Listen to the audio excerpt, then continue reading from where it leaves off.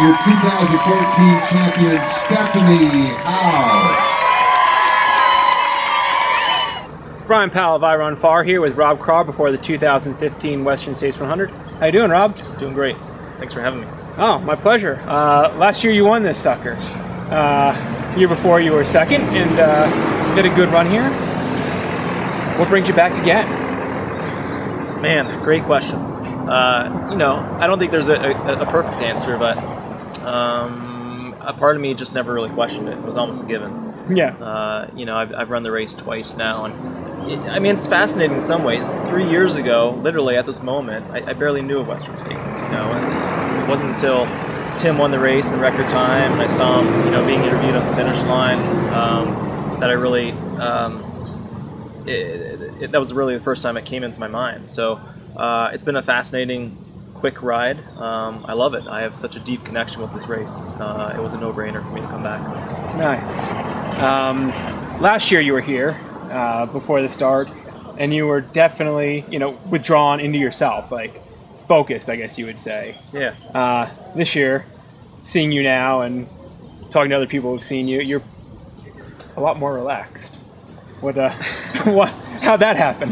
Yeah, I would say I was fairly relaxed last year. Yeah. That was just the mental mindset that I thought was important for me.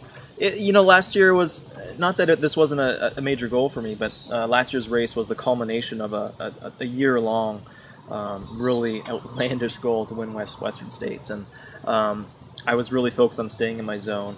And this year, it's a huge race, and I want to do really well, and it is a huge goal. I think it's just reflective of maybe where I am in my life right now. I think leaving work or taking a break from it has really helped. I don't think that was a healthy position for me to be working and trying to do what I did the last few years. Yeah. And I'm just going with the moment, staying in the moment, just trying to soak it all up. How has your training gone the last since the mountains have melted out a little bit? Yeah, it's been great. I bounced back very well from Lake Sonoma, which goes a long way, and I had a great race at the canyons, and just to put in a really solid, healthy training block, and I feel well prepared, well rested, so it's a good combination. Yeah. Fitness on par with where you were last year? You can never know for sure, but yeah. Your training's gone similarly. Well, I'm a creature of habit in some ways, so I've done a lot of similar workouts the last year, and I'm definitely a step ahead of where I was. But I don't take anything for granted. Everybody else has stepped their game up. I have. It's going to be a battle there no matter what. Now, you've stepped your game up, your training's better, you're probably fitter. How do last year you had that whole year of mental focus on one race.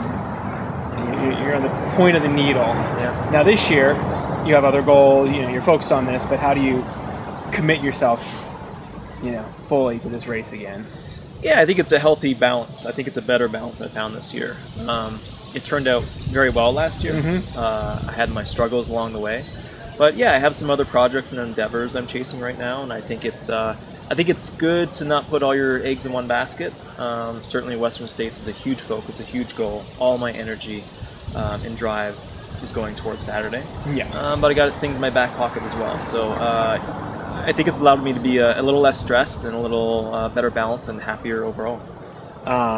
And as you hinted to, you've left the practice pharmacy for a little while. How's life been without? I know before you were a little concerned that maybe you'd have too much time on your hands.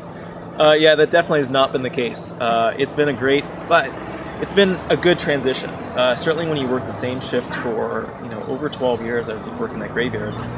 Just finding a new routine was a challenge, but it came gradually, and there's just no doubt in my mind that I'm in a better mental place overall and happier overall. So I'm very thankful for the break from pharmacy for the meantime. And when did that go down?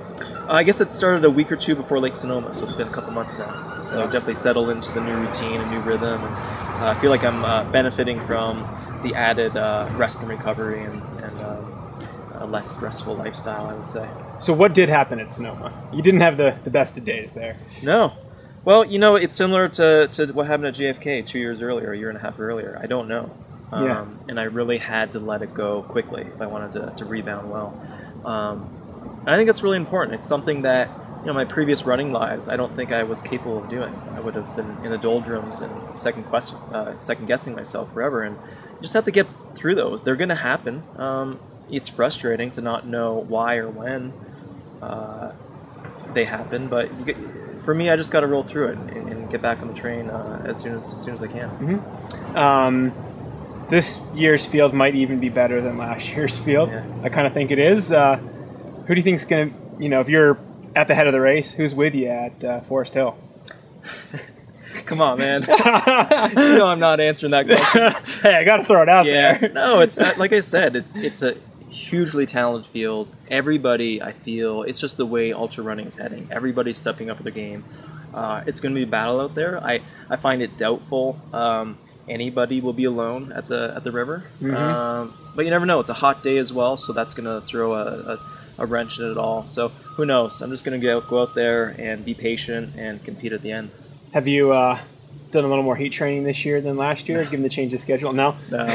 I'm not a fan of heat training. It probably has its benefits, but for me, it crosses the line it just crosses the line for me. I think heat management, ice has worked really well for me the last couple years, and that's the strategy I'm going to use again this year. Gotcha.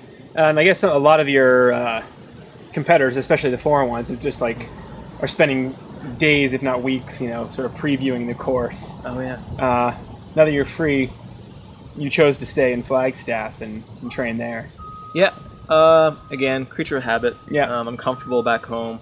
I've never been someone who felt I needed to see the course before I raced it. Mm-hmm. It's probably a bit of an advantage, but I like winging it the first time around. Keeps it exciting.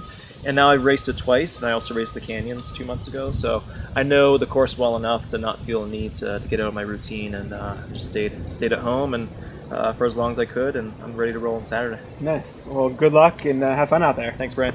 All right. And a bonus question, now you have a little more freedom and time on your hands, maybe you have a chance to have an extra beer or two. What's been your favorite beer this training season? Oh man, honestly, I've actually decreased my beer drinking. Not purposefully, but I'm still having a beer a night, I'd say. But Wanderlust is always my fave, but I've been hitting a lot of Deschutes lately as well. Yeah. I'm actually starting to experiment with the IPAs, which probably a year ago I would have said I'll never drink an IPA. So maybe my beer palate is growing. What would be your favorite IPA these days then? I'm terrible with names. I don't know. I had a Deschutes the other night, and that was awfully good. And Wanderlust came out with a double IPA a couple months ago, so I've been hitting that. I'm kind of experimenting. Christina has a better encyclopedic knowledge of that kind of stuff. I kind of drink and forget what I drank the day before.